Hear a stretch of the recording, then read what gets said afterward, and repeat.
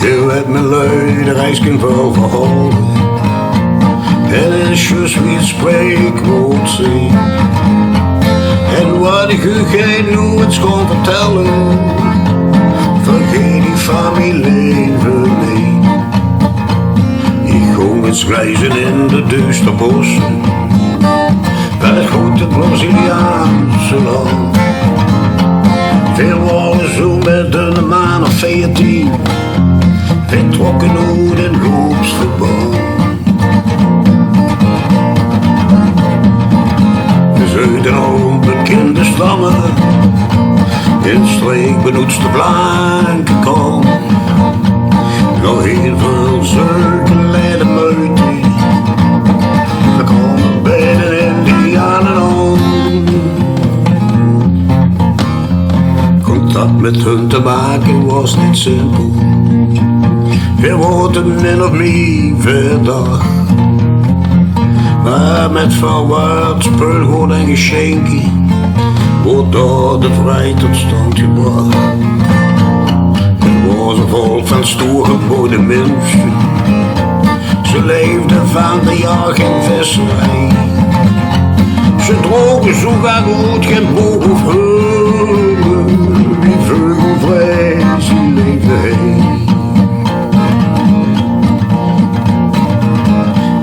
De vrouwen stonden mais en mandioca, en de kinderen die waren de rijkersvrouw.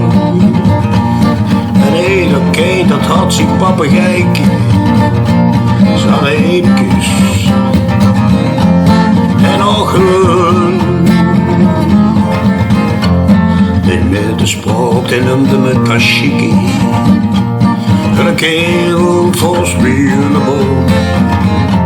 Ja, hij maakte alles kennis met de blankie, die kost zijn leukjes zo op te doen.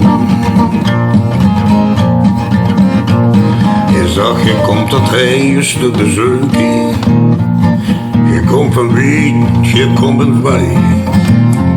Wie je daarin ziet, je heet bij ons welkom, en kijk eens wie veel leven heeft.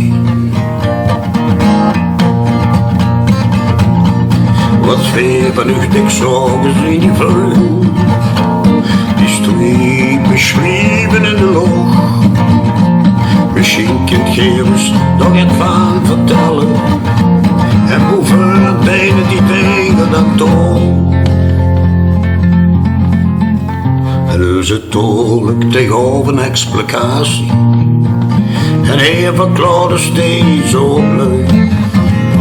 Die stalen veugeldelen voor transporten, van bommen, dingen en van leuk.